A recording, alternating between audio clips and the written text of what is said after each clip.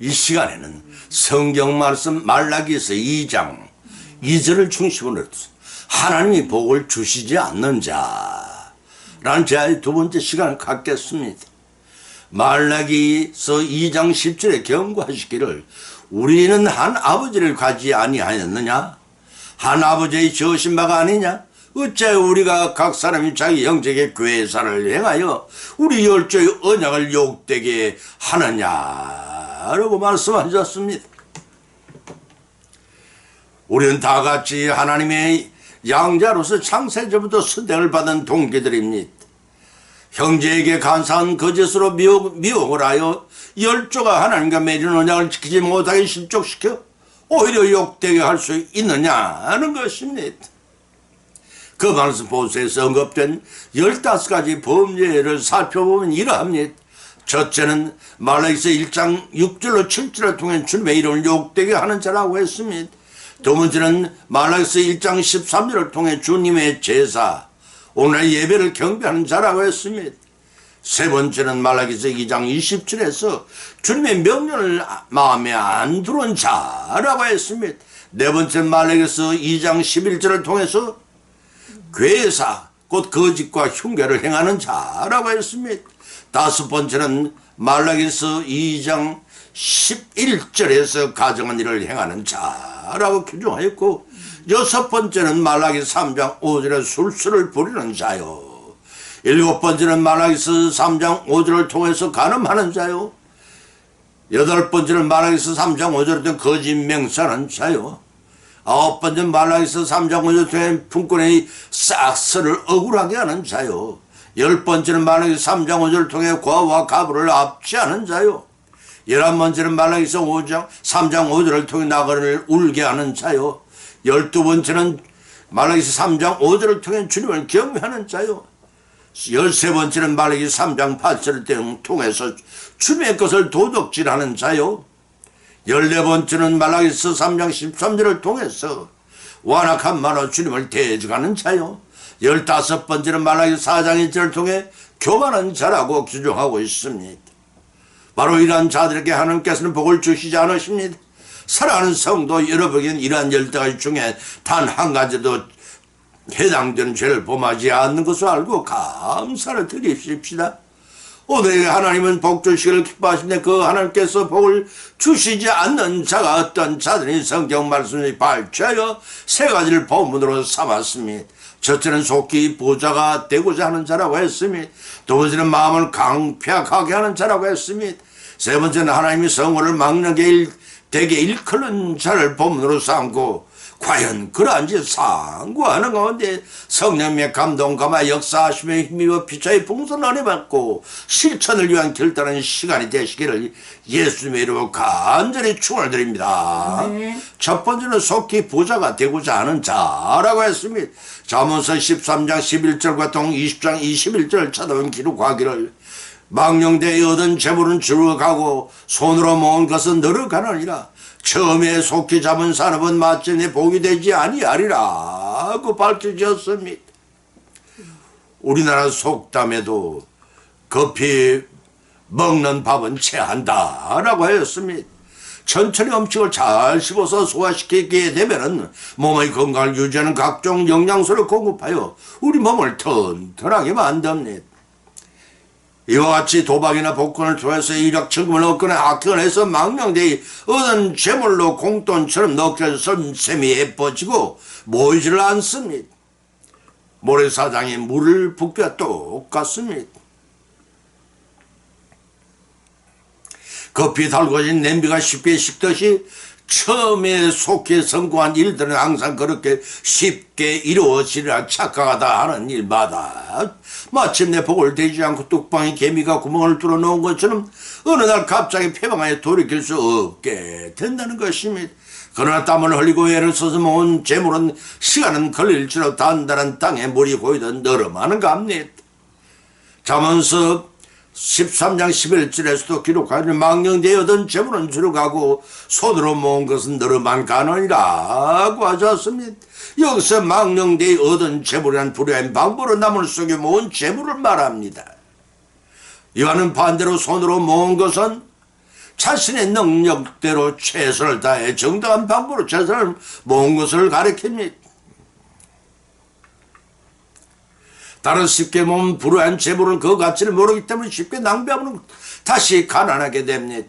그렇지만 사람이 자신의 손으로 열심히 노력하여 모은 재물은 아주 소중히 여겨 아끼고 전략하기 때문에 점점 풍성해진다는 사실을 우리에게 깨우쳐주고 있습니다. 그러나 천하에서 일어난 만사를 주관하시고 원하신 대로 사람을 부하게도 하시고 가난하게도 만드신 절대적인 주권을 갖고 계신 하나님을 의뢰하지 않으면 모든 일이 허사가 됩니다. 하루아침에 바닷가의 모래성처럼 허물어지고 사상 누각처럼 한순간에 무너져 내리게 됩니다. 디모데전서 6장 7절로 9절을 쳐다보면 기록하기를 우리가 세상에 아무것도 가지고 온 것이 없음에 또한 가지고 가지 못하리라. 우리가 먹을 것과 입을 것에 있은적 족한 줄로 알 것이니라. 부하려 하는 자들은 시험과 올무와 여러 가지 어리석고 해로운 정욕에 떨어지나니 곧 사람으로 침륜과 멸망에 빠지는 것이라고 하였습니다. 이 농문 7절에서 우리가 세상에 아무것도 가지고 온 것이 없음에 또한 아무것도 가지고 가지 못하리라고 한 말씀이 욥기서 1장 21절로 나옵니다. 이 말씀은 전도서 5장 15절에 기록하기를 제가 모태에서 벌거벗고 나왔사온즉 그 나온 대로 돌아가고 수고하여 얻은 것을 아무것도 손에 가지 못하리니라고 하신 말씀을 연상케 합니다. 마태복음 6장 26절과 누가복음 12장 21절 3절에서도 예수님께서 밝힌 바 계십니다. 이러한 말씀을 통해서 우리는 본래부터 빈손으로 왔음을 생각하고 갖지 않았던 것을 욕심내지 않고 그것들을 초월해 자족하는 마음을 지니면 참으로 부여하게 된다는 사실을 일깨워줍니다. 마음을 지니면 참으로 부여하게 된다는 것입니다. 다시 말해서 본절의 말씀은 성도에게 물욕을 견뎌 일용할 양식을 주시는 하나님께 감사하며 자축한 생활을 하라고 권고합니다. 그래서 보면 8절에서는 먹을 것과 입을 것이 있은즉 족한 줄로 알 것이니라고 우리에게 교훈하고 있는 것입니다. 먹을 것과 입을 것은 최저 생활의 안도를 뜻하는 것입니다. 때문에 필요 이상의 재물을 탐하지 말라는 것입니다. 그러한 탐심은 결국 사치한 생활을 원함으로 분수에 넘치는 욕심을 부리게 된다는 것입니다.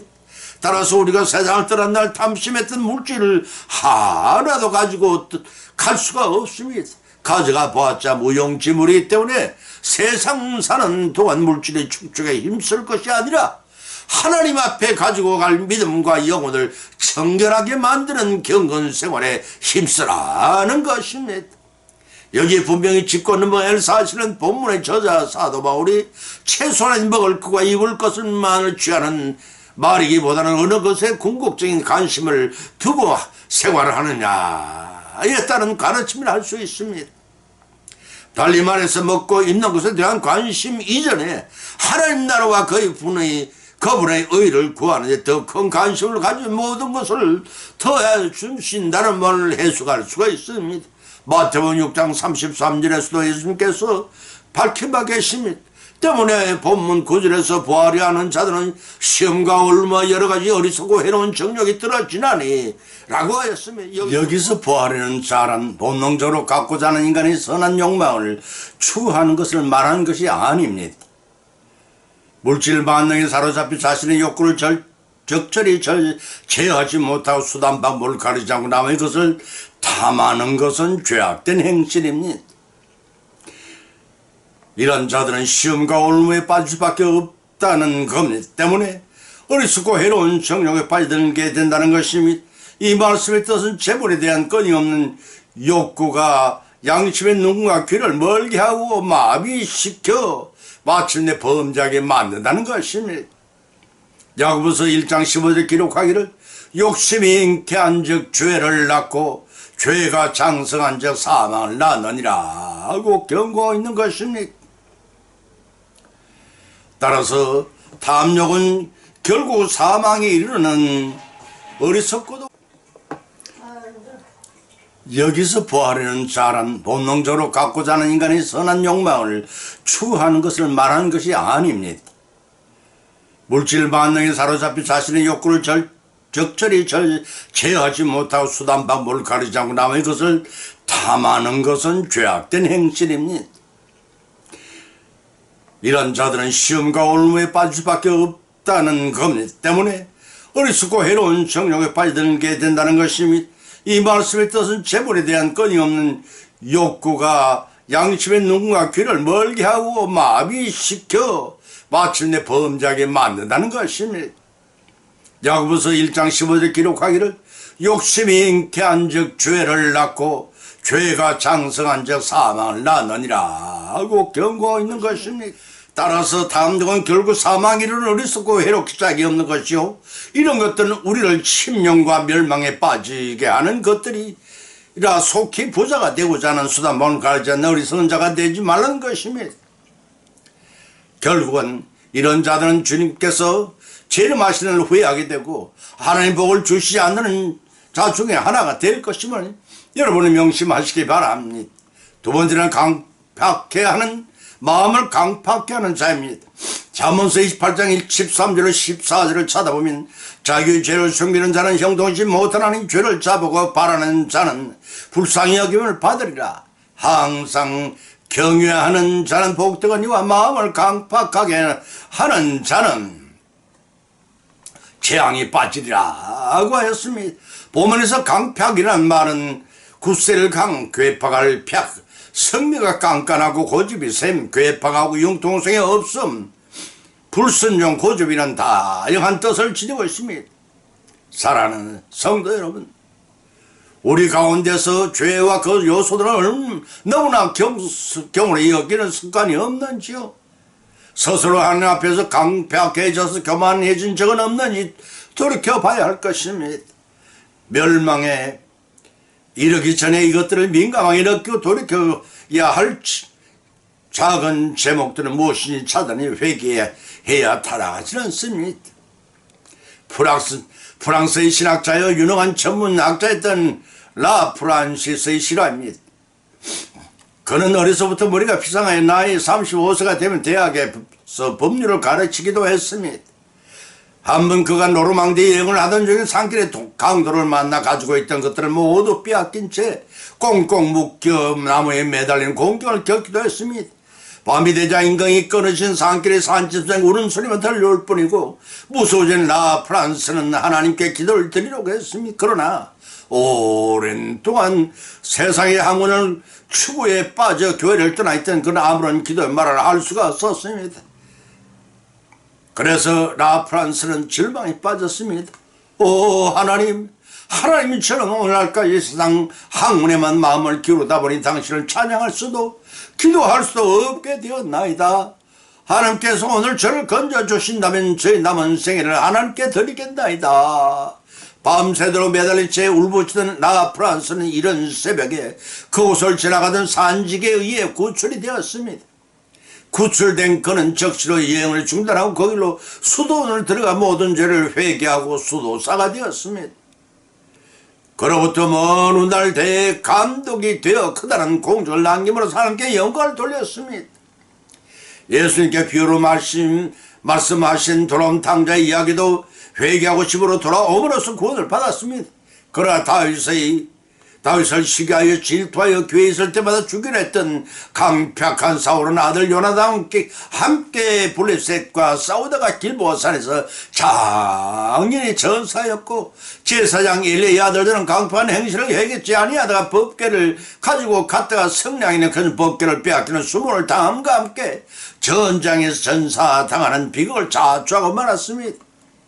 본문 13절에서 자기의 죄를 숨기는 자는 형통치 못하는 죄를 자복하고 버리는 자는 불쌍히 여김으로 받으리라 하고 했으며 여기서 죄를 숨긴다는 것은 하나님께 죄를 고백하고 회개하지 않는다는 의미와 함께 죄악된 행위의 이를 의도적으로 즐긴다는 의미까지 포함된 말입니다. 이렇게 자신의 죄를 숨기는 자는 스스로 양심에 의해 끝없이 고통을 당하게 될 뿐 아니라 하나님께로부터 속죄 은총을 얻을 수도 없습니다. 왜냐하면 속죄는 어디까지나 죄의 고백과 회개를 전제로 하기 때문임을 호세아서 14장 2절로 4절로 마태복음 3장 6절에 예수님 밝히만 계심에 따라서 하나님 앞에 자기를 죄를 섬기는 미련한 태도를 과감하게 버려야 합니다. 동시에 자기 죄를 자복한 뉘우치는 자세야말로 하나님의 은총과 마음에 잠든 평안을 얻게 되는 현명한 태도인 것입니다.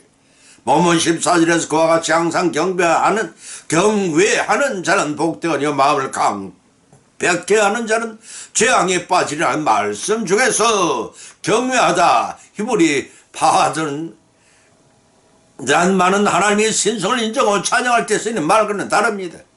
강력한 대상의 놀라움과 공포 혹은 죄에 대한 두려움을 의미할 때 사용되는 표현에 따라서 본절의 말씀에 따라서 항상 범죄하지 않도록 경계하는 자는 축복을 받는다는 것이 그렇지만 훈계와 책망을 무시하고 강팍하게 행동하는 자는 결국은 죄에 빠지게 되어 공의로 오신 하나님의 심판을 받게 될 것이다 하는 말씀입니다. 우리 모두 하나님 말씀에 순종하면서 마음을 강팍하게 하는 자가 되지 말고 회개하면서 죄악에서 구원받고 하나님께서 예비된 영생의 복을 모두 다 받아 누리시는 저와 여러분의 하늘 생활이 되시기를 주님의 이름으로 축원드립니다. 세 번째는 하나님의 성물을 망령되이 일컫는 자라고 했습니다. 말라기서 2장 2절을 찾아보면 만군의 여호와가 이르노라 너희가 만일 마음에 두지 아니하여 내 이름을 영화롭게 하지 아니하면 내가 너희에게 저주를 내려 너희 복을 저주하리라. 그 말씀은 홍수 가뭄더위 재앙을 가리킵니다. 내가 이미 저주하였나니 이는 너희가 그것을 마음에 두지 아니하였습니다 하고 했습니다. 본문의 말씀은 너희 집과 제장들을 향한 저주의 선포입니다. 그렇다고 우리와는 무관한 것이라 생각은 잘못된 생각입니다. 신약시대의 신앙생활을 하는 우리의 몸은 성령께 내주하시는 성전이라 했습니다. 우리의 몸이 성전이라면 우리는 우리 몸의 성전을 관리하는 제사를 드린 제사장인 것입니다. 베드로전서 2장 9절을 찾아 기록한 것을 보면은 오직 너희는 택하신 족속이요 왕같은 제사장이요 거룩한 나라요 그의 소유된 백성이니 이는 너희를 어두운 데에 불러내어 그 기이한 빛에 들어가게 하신 저 아름다움의 떡을 선전하게 하려 하십니다. 너희가 전에는 백성이 아니더니 이제는 하나님 백성이요 전에는 긍휼을 얻지 못하더니 이제는 긍휼을 얻은 자라고 하였습니다. 따라서 본문의 말씀은 곧 오늘날의 믿음 생활하는 우리 모든 성도에 해당될 말씀이 할 수가 있습니다. 당시 제사장의 죄가 5가지가 있다고 성경은 지적하고 있는데 첫 번째는 정도에 떠났다는 것입니다. 마태복음 2장 8절 예수님 말씀입니다. 두 번째는 많은 사람을 율법에 거치게 하였다는 것입니다. 동 8절에 예수님 말씀이 세 번째는 만군의 여호와와 사자로서 하나님이 경외케 하고 하나님의 이름을 영원롭게 해야 할 레위인들의 언약을 파괴했다는 것입니다. 8절의 말씀이 네 번째는 구주를 통해 본 하나님의 도를 지키지 아니하였다는 것입니다. 다섯 번째는 구주를 통해 율법을 행할 때 사람에게 편벽되게 하였다는 것입니다. 이러한 5가지를 준행치 아니함은 하나님의 성문을 망령되이 이끌는 자로 전락했다는 뜻입니다. 당시 레위인들은 제사장 족속으로 선택을 받아 하나님과 백성들 사이의 중보자로 역할을 수행하는 책임을 지고 있었습니다. 따라서 제사장들은 사람 앞에 율법을 가르치고 하나님의 축복을 백성들에 선포해야 할 책임을 갖고 있었음을 민수기 6장 22절로 27절에 밝힌 바 있습니다. 특별한 일들에 대해서는 하나님 뜻을 물어볼 수 있는 자격도 갖추고 있습니다. 아울러 하나님 앞에서는 이스라엘의 예배를 보존하고 촉진하게 하여 거룩성을 유지하고 중하게 역할을 감당하는 것이 제사장의 대표적인 직책으로 여겼습니다. 그러나 말라기 당시 제사장들은 이런 고유의 사명을 무시하고 오히려 그들 스스로 범죄한 물론 백성들의 죄악까지 조장을 하고 있었던 것입니다. 오늘날 이 몸된 성전의 제사장인 우리의 상태는 어떠하다고 생각하십니까? 빛과 소금의 파수꾼이 되어야 할 우리가 불신자보다 못한 영적 상태에 놓여있고 허물어진 신앙 상태는 하나님의 성으로 망령되이 일컫는 자가 아니지 돌이켜봐야 할 것입니다. 본전이 망령된다는 뜻은 망령될 신령할 영 넓거나 정신의 어려운 행임 정사에는 상태를 가리킵니다. 에스와 같이 장자의 명문을 팥죽한 그릇에 팔아먹을 차를 가리킵니다. 특별히 하나님께서는 하늘에 힘을 두고 맹삭은 하나님의 성호를 걸고 망령된 행실을 하는 자를 죄 없다 하지 않으셨습니다. 10계명 중 제3계명을 찾아보면 나는 너희 여호와의 이름을 망령되 일컫지 말라. 나 여호와는 나의 이름이 망령되 일컫는 자를 죄 없다 하지 아니하리라 하신 출애굽기 20장 7절의 말씀을 연상케 합니다. 하나님께서는 선지자를 통해서 하시는 말씀이 아니라 친히 말씀하시기를 하나님의 성호를 망령되 일컬는 자들인 너희의 복을 저주하리라 하고 하셨습니다. 여기서 너희 복이란 제사장들이 직무와 관련하여 받은 여러 가지 복을 가리키는데 너희 그 복에 대하여 저주를 내리고 내가 내렸다고 하셨습니다. 예언이나 경고가 아니라 저주가 실행되었음을 나타냅니다. 자신의 잘못을 서둘러 회개하고 불의와 죄악에 떠나지 아니하고 여전히 하나님의 성호를 망령되 일컬는 강팍한 자는 레일에 받은 모든 복을 이미 내려졌다는 것입니다. 이러한 말씀은 우리에게도 강건도 불경의 말씀이 아닙니다. 레인처럼 우리도 성호를 망령되 일컬고 말씀에 순종하지 않고 강팍하게 행한다면 같은 저주가 우리에게 내린다는 사실을 깨달아야 합니다. 회개해야 합니다. 회개하여 엘리의 두 아들 홈리와 비안했으면 아비 엘리와 함께 하나님의 저주를 받은 자들이 아니라 하나님 예비하신 축복을 낭비없이 받고 누리시는 저와 여러분의 천상생활이 되시기를 예수님의 이름으로 간절히 축원을 드립니다.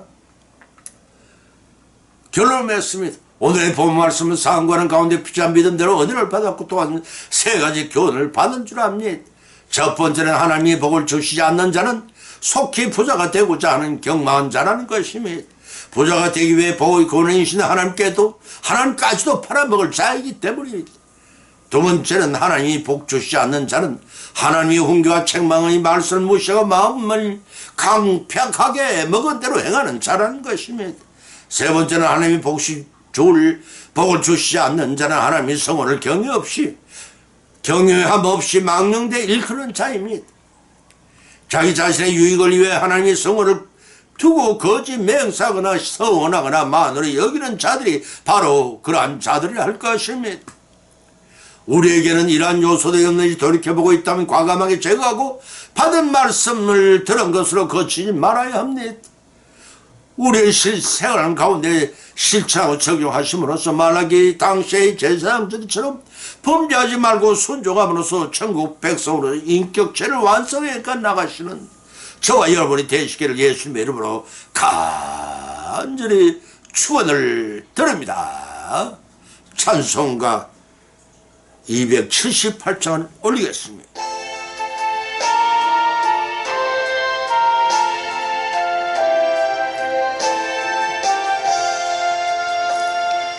여러 해 동안 주 떠나 세상 연락을 즐기고 저 흉악한 죄에 빠져서 주님 은혜를 잊었네. 오 사랑의 예수님 내 마음을 권유합니다. 곧 들어와 나와 함께하며 내 생명이 되소서. 죄악에 죽을 인생을 심히 불쌍히 여기사 저 하늘의 영광 버리고 이 세상에 오셨네. 오 사랑의 예수님 내 마음을 권유합니다. 곧 들어와 나와 함께하며 내 생명이 되소서.